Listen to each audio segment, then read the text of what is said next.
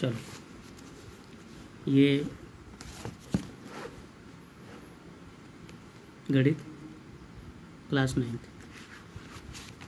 Exercise first point exercise first 1.1 पे जाते हैं। इसमें ज़्यादा थ्योरिकल क्वेश्चन नहीं है, बस बहुत 4 क्वेश्चन है मात्र, देख रहे हो 1 2 3 4 क्वेश्चन है बस, बहुत ईजी एक्सरसाइज है। तो देखो, क्या शून्य एक परिमेय संख्या है? क्या इसे आप p/q पर लिख सकते हैं जहाँ p और q पूर्णांक है और q = नॉट जीरो है? क्या लगता है आपको? 0 एक परिमेय संख्या है? ऑफ कोर्स है। 0 एक परिमेय संख्या है और हम इसे p/q के रूप में भी लिख सकते हैं। कैसे? ये देखो, अभी मैंने लिखा, हाँ शून्य एक परिमेय संख्या है और इसे हम 0/1 = p/q और भी लिख सकते हैं, 0/2 0/3 0/4 ऐसे बहुत सारे डेट कर लिख सकते हैं ना। तो इस तरीके से क्या हो गया, ये शून्य एक परिमेय संख्या हो गया और इसे हम p/q के रूप में भी लिख पाए। ठीक है। अब सेकंड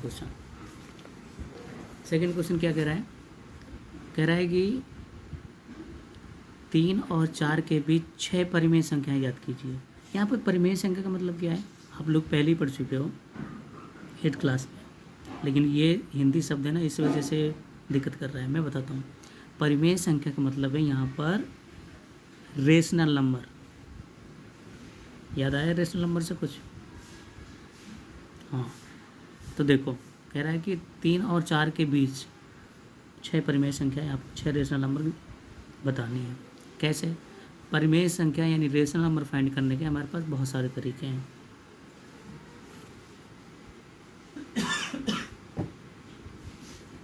देखो,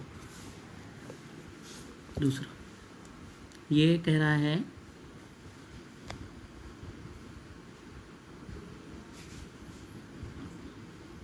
3 और 4 के बीच 3 और 4 के बीच फाइंड करनी है ना। तो देखो, इन दोनों का जो आसान, अभी इनमें जो अप्लाई कर सकते हैं हम, वो इन दोनों का टोटल कितना होगा? 7। कितना होगा? 7। 7 में से इन दोनों को अलग अलग डिस्ट्रीब्यूट हम कर लेंगे पहले। कैसे? एक तो 3 वाला लेते हैं पहले। 3 यहाँ पे इन दोनों को टोटल कितना रहा था? 7। तो यहाँ पे क्या लिख सकते हैं इसको? 7 को क्या लिख सकते हैं? 6 + 1 लिख सकते हैं। और जब 6 + 1 लिख दिया, अब जो 7 का, ये जो 7 है, इसका मल्टीप्लाई इसमें कराएंगे। कितना हुआ? 7 × 21 और ये 1 प्लस कर देंगे। ध्यान रखना, ये मेथड है। ये 7 का मल्टीप्लाई 3 से कराएंगे और एक ये प्लस कर देंगे। इसीलिए तो 7 को हमने डिवाइड किया था अलग अलग 6 + 1, ताकि क्योंकि हमें ये ऐड भी करना पड़ता है।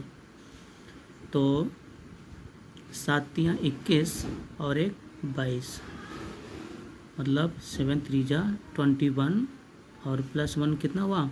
22। तो ऊपर लिख देंगे 22/, ये 6 + 1 कितना हुआ? 22/7।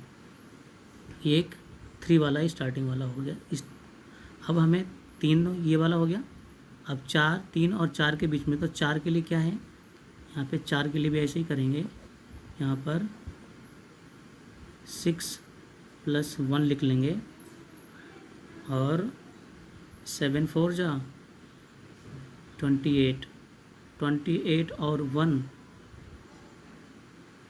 9, तो कितना हुआ? 29/29/7। अब इन दोनों के बीच में हम बहुत सारी रेशनल नंबर लिख सकते हैं। कैसे? 22/7 23/7, 24/7, 25/7, 26/7, 28/7। कितनी हो गई? 1 2 3 4 5 6। आपको कितनी पूछ रहा था? 6 ही तो पूछ रहा था क्वेश्चन में, 6 ही तो आपसे पूछ रहा था, है ना? 6 हो गया। तो इस तरीके से इसका आंसर ये आप लिख सकते हैं, ठीक है। और लास्ट में ये भी लिख दो 29/7। ये इसके और इसके बीच में ये सारी रेशनल नंबर्स आती हैं, ठीक है। अब चलो नेक्स्ट क्वेश्चन। नेक्स्ट क्वेश्चन क्या कह रहा है? कह रहा है 3/5 और 4/5 के बीच में 5 परिमेय संख्या ज्ञात करनी है। फार्मूला वही तो अप्लाई करेंगे। कौन सा? बहुत सारे तरीके हैं बीच में किसी भी संख्याओं के बीच में रेशनल नंबर फाइंड करने का, बहुत सारे मेथड हैं। अब देखो, इसको हम ऐसे भी कर सकते हैं। तीसरा क्वेश्चन है ये। क्या कह रहा है क्वेश्चन? कह रहा है 3/5 और 4/5, यानी 3/5 और 4/5।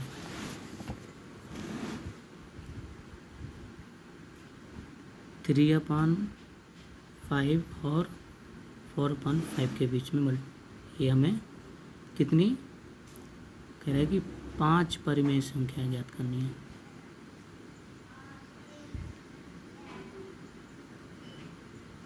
क्या करेंगे? बहुत सिंपल है। इसका तो हम ऐसे भी कर सकते हैं।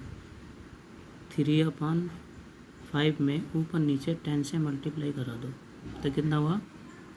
30 ऊपर ही कराओ, सिर्फ 10 से मल्टीप्लाई। 30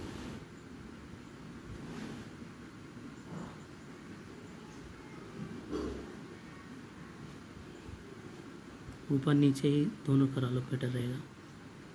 30/50 हो गया, और 4/5 का इससे भी 10 से ऊपर नीचे मल्टीप्लाई करा दो, कितना हो गया? 40/50 हो गया।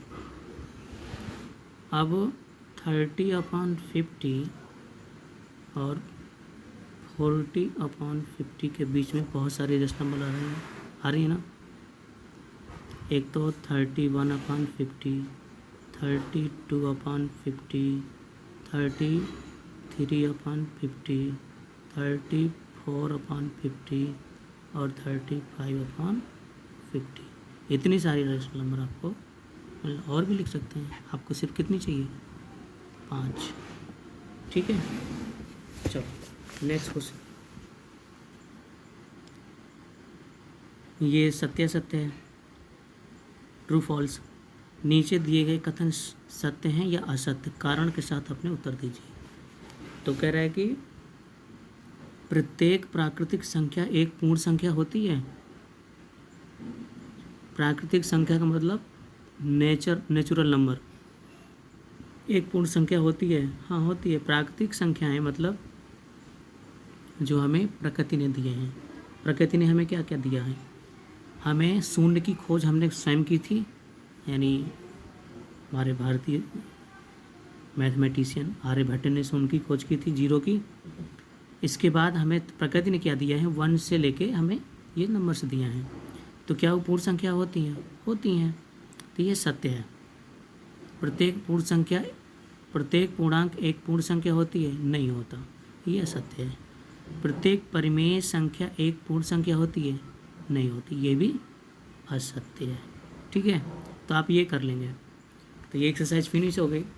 अब मिलते हैं नेक्स्ट एक्सरसाइज पे 1.2 पे।